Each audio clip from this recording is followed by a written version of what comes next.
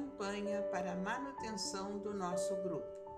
Participe acessando nosso site.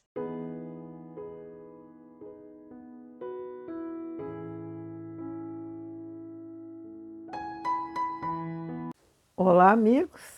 Estamos aqui mais uma vez, agora para dar início aos capítulos dessa bela obra Seara dos Médiuns, pelo Espírito de Emmanuel, na psicografia do nosso saudoso Chico Xavier. Então é com muita alegria que eu saúdo todos que vêm acompanhando, trabalhadores, amigos, simpatizantes do Grupo Espírita Francisco Xavier, que vêm acompanhando os trabalhos, reflexões, todas as manhãs. Vamos iniciar, então, o primeiro capítulo, que tem o título Num Século de Espiritismo. Esse livro, todo ele, é das reuniões públicas, e baseado no Livro dos Médiuns. Então, a questão número 1 do Livro dos Médiuns, nós vamos dar uma lidinha antes de ver o que Emmanuel nos diz. E é muito interessante porque a pergunta de Kardec é a seguinte, capítulo 1, item 1 do Livro dos Médiuns. Olha a pergunta: há espíritos? E a resposta: a dúvida no que concerne à existência dos espíritos tem como causa primária a ignorância acerca da verdadeira natureza deles. Geralmente são figurados como seres à parte da criação e de cuja existência não está demonstrada a necessidade. Muitas pessoas, mais ou menos, como as que só conhecem a história pelos romances, apenas os conhecem pelos contos fantásticos com que foram acalentadas em criança. Sem indagarem se tais contos, despojados dos acessórios ridículos, encerram algum fundo de verdade.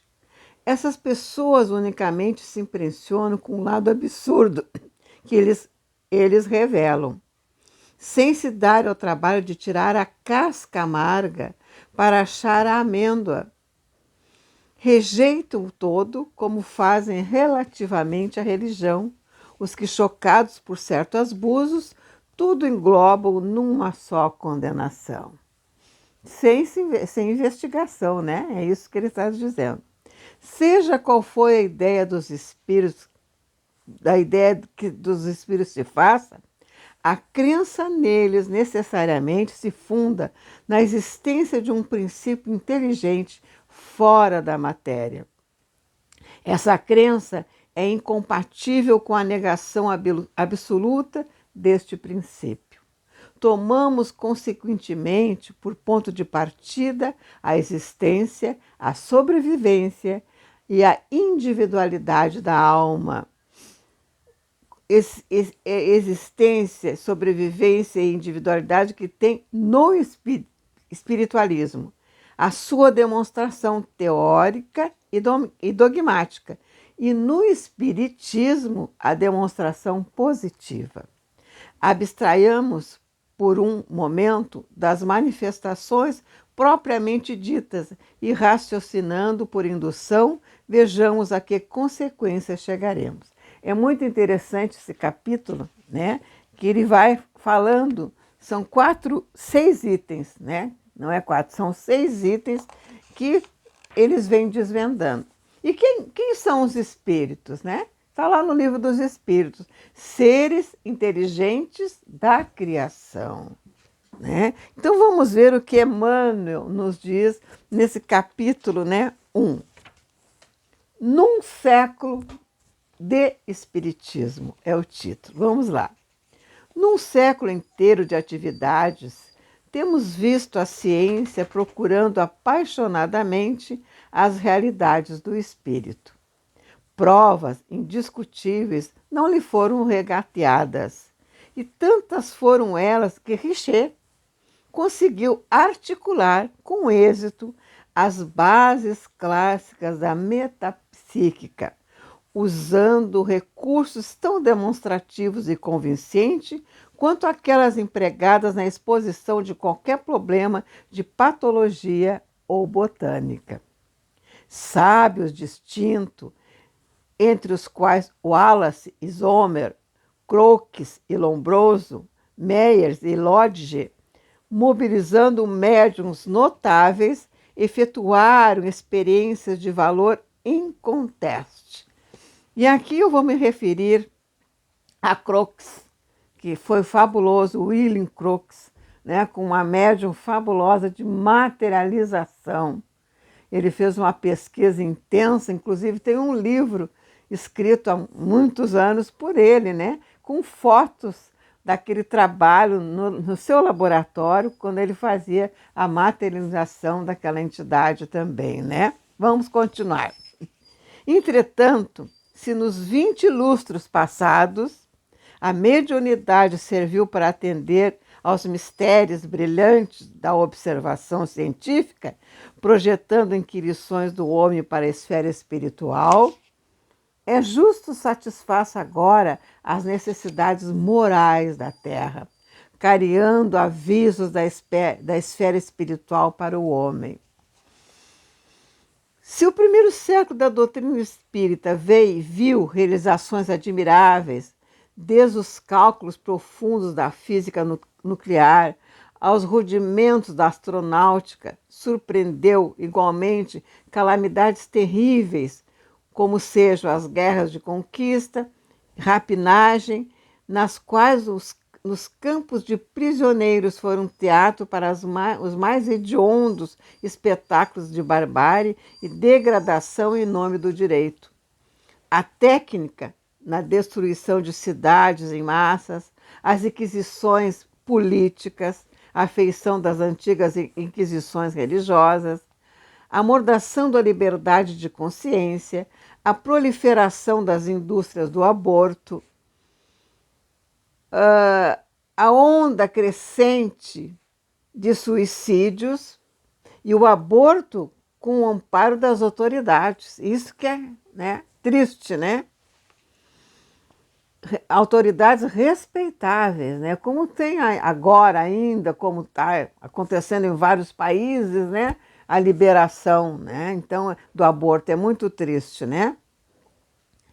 E a onda crescente dos suicídios, o delírio dos entorpecentes, o abuso da hipnose, o lenocínio transformado em costumes elegantes da vida moderna, o aumento dos chamados crimes perfeitos com manifesta perversão da inteligência e a percentagem assustadora das moléstias mentais como alicerce na obsessão.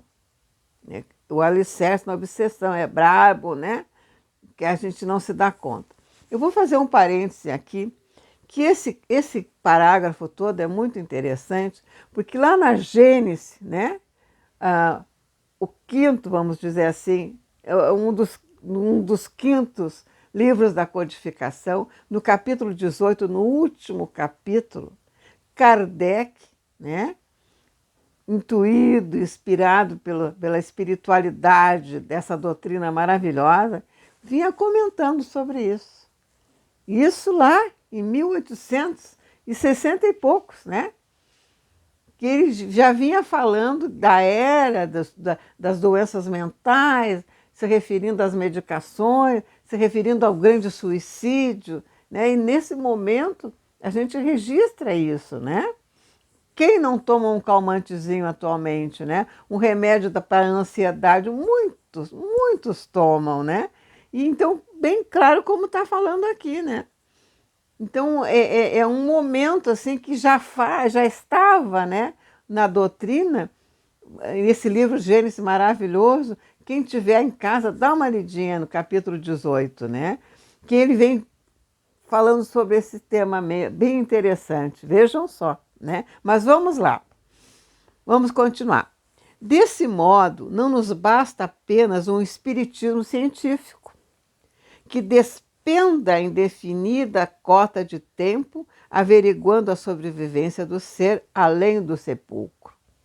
Apesar da elevação de propósito dos pesquisadores eminentes que tateiam os domínios da alma, não podemos esquecer a edificação dos sentimentos.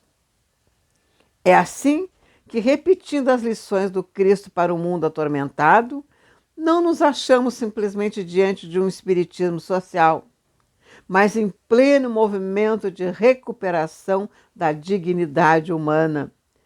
Porquanto, em verdade, perante o materialismo irresponsável, a sombrear universidades e gabinetes, administrações e conselhos, laboratórios e templos, cenáculos e multidões, o Evangelho de Jesus, para esclarecimento do povo, tem regime de urgência. Regime de urgência.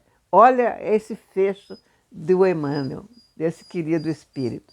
E sabemos, meus irmãos, que a doutrina espírita não é só o fenômeno. Ela vem trazendo a parte moral intensa através do Evangelho de Jesus. A doutrina espírita é o Evangelho redivivo, com o seu estudo profundo, né? Que a gente vai aprendendo todos os seus fundamentos. Então fica aí esse lindo capítulo para iniciarmos todos os capítulos desse maravilhoso livro. Um abraço a todos, que Deus nos abençoe. Até a próxima. Campanha para a manutenção do nosso grupo. Participe acessando nosso site